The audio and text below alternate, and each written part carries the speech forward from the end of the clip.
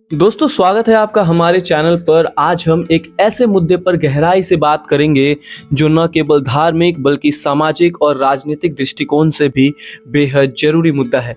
यह मुद्दा है बिहार के बोध गया में स्थित विश्व प्रसिद्ध महाबोधि मंदिर के प्रबंधन का।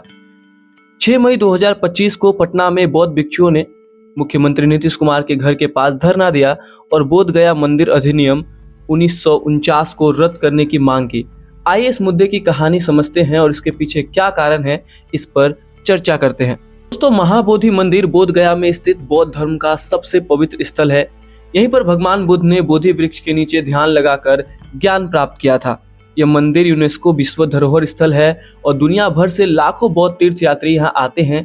लेकिन इस मंदिर के प्रबंधन को लेकर लंबे समय से विवाद चल रहा है। दरअसल 1949 में लागू हुआ बोध गया मंदिर अधिनियम, जिसे बीटी एक्ट भी कहते हैं, इस मंदिर के प्रबंधन के लिए 8 सदस्यीय समिति का गठन करता है। इस समिति में 4 बौद्ध और 4 हिंदू सदस्य होते हैं और गया के जिला मजिस्ट्रेट इसके अध्यक्ष होते हैं। बौद्ध समुदाय का कहना है कि यह व्यवस्था उनके धार्मिक अधिकारों और स्वयं सत्ता का हनन करती है। मई 2025 को पटना में बौद्ध भिक्षुओं ने मुख्यमंत्री नीतीश कुमार के आवास के पास प्रदर्शन किया। यह प्रदर्शन सुरक्षा में एक और चूक के रूप में देखा गया, क्योंकि भिक्षु और शिक्षक उम्मीदवार सीएम के घर तक पहुंच गए।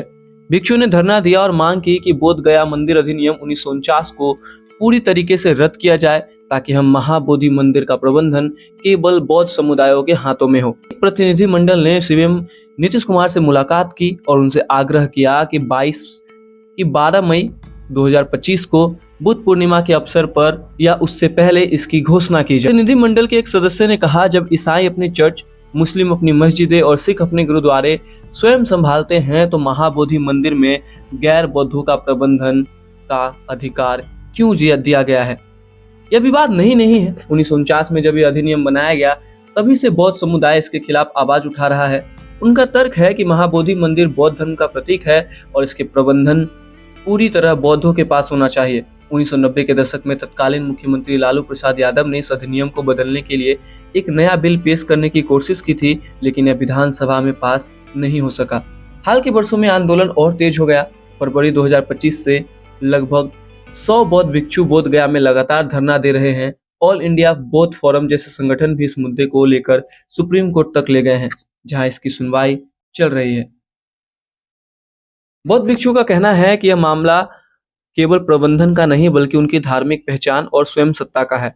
महाबोधि मंदिर न केवल भारत बल्कि श्रीलंका, थाईलैंड, जापान और अन्य बौद्ध देशों के लिए एक आध्यात्मिक केंद्र है। भिक्षुओं का मानना है कि गैर बौद्ध सदस्यों की मौजूदगी में मंदिर के प्रबंधन में सांस्कृतिक और धार्मिक संवेदनशीलता का अभाव हो सकता है। उदाहरण के लिए 2013 में मंदिर परिसर में हुए बम विस्फोट के बाद सुरक्षा और प्रबंधन को लेकर कई सवाल उठाए गए थे, जिसे बौद्ध समुदाय ने इस अधिनियम की कमजोरी से जोड़ा। इस आंदोलन ने पिछले कुछ महीनों में और जोर पकड़ा है। भिक्षुओं ने बुद्ध पूर्णिमा और बौद्ध धर्म का सबसे बड़ा पर्व है को इस मुद्दे के लिए महत्वपूर्ण समय सीमा के रूप में चुना। उनका कहना है कि अगर सरकार उनकी मांगों को नहीं मानती, तो वे अपने प्रदर्शन को और तेज करेंगे। दूसरी ओर कुछ लोगों का इस अधिनियम का समर्थन करते हैं। उनका तर्क है कि मंदिर का प्रबंधन साझा समिति के पास रहना चाहिए, ताकि समुदाय के बीच सामंजस्य बना रहे। बौद्ध समुदाय इसे अपनी धार्मिक स्वतंत्रता पर हमला मानता है। बहरहाल, आप इस पर क्या सोचते हैं, आपकी क्या राय है, हमें कमेंट्स में जरूर बताइएगा। तब तक के लिए अपना बहुत ख्याल रखिए। धन्यवाद।